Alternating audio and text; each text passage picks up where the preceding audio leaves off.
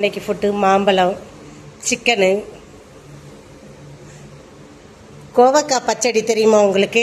இது கோவக்காய் பச்சடி, சிக்கனு, அது ரசம், தயிர், இங்கே பெருகுன்னு சொல்லுவாங்க. ரசத்துக்கு ரசம் தானே, ரசத்துக்கு ரசம் தான்னு சொல்லுவாங்க. இங்கே பாருங்கள், சிக்கன் கறி, இது கோவக்காய் பச்சடி, இது மேங்கோ.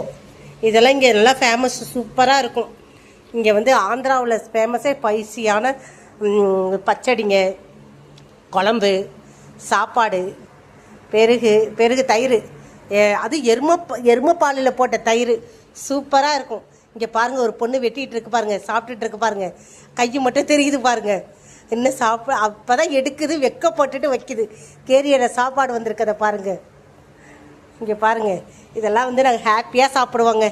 இங்கே உட்காந்து நல்லா வெட்டுன்னு வெட்டி நல்லா மத்தியான டைம்லலாம் ஹாப்பியாக சாப்பிடுவோம். ரசம் ஃபஸ்ட்டு குழம்பு ஊற்றி சாப்பிடுவேன், அப்புறம் ரசம் ஊற்றி சாப்பிடுவேன், அப்புறம் தயிர் ஊற்றி சாப்பிடுவேன், கொண்டு வந்த பச்சடியை வச்சு சாப்பிடுவேன். இந்த மேங்கோ சரி டேஸ்ட்டு, சான்ஸே இல்லை. காலையிலே ஒன்று சாப்பிட்டுட்டேன், இப்போ ரெண்டாவது ஒன்று பெண்டிங் இருக்குது, இன்னமே தான் சாப்பிடணும். வாங்க நீங்களும் சாப்பிட இங்கே வாங்க. இப்படி தான்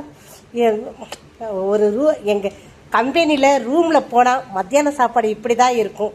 எவ்வளோ ஹாப்பியாக இருக்கேன் பாருங்கள், ஜாலியாக இருக்கேன். என் லைஃப்பை இங்கே நல்லா என்ஜாய் பண்ணுறேன். நம்ம வீட்டில் கூட இப்படி சாப்பிட்ருக்க மாட்டாங்க. இங்கே பாருங்கள், அமிர்தம் மாதிரி சாப்பாடு. சிக்கன் பாருங்கள், சிக்கன் ப்ரோட்டீனுங்க, ஃபுல் ப்ரோட்டீன்.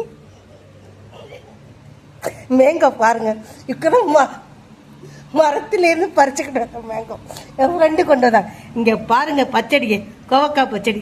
இங்கே பாருங்கள் குழம்பு, சிக்கன் குழம்பு பாருங்கள், ரசம் பாருங்கள் எவ்வளோ ஸ்பைசியாக இருக்குது, தயிரை பாருங்கள் எப்படி இருக்குன்னு. இப்போ நான் சாப்பிட போகிறேன்.